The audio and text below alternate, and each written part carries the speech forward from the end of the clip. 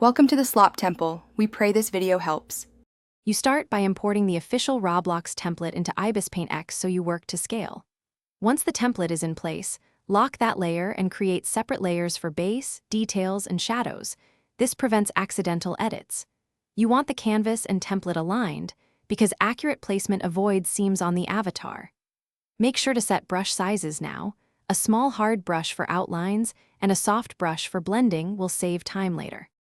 You then block in solid colors on the base layer to establish form and clothing zones. This makes later shading simpler. Once done, enable alpha lock or create a clipping mask to add shadows, highlights, and patterns without painting outside the base.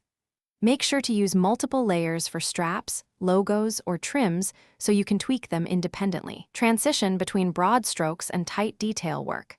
Zoom in to clean seams, and when you finish, hide the template layer and export a PNG with transparency so Roblox reads only your art.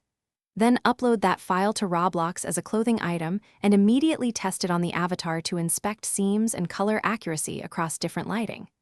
If things look off, go back into Ibis, adjust edge pixels or layer blending, and export again.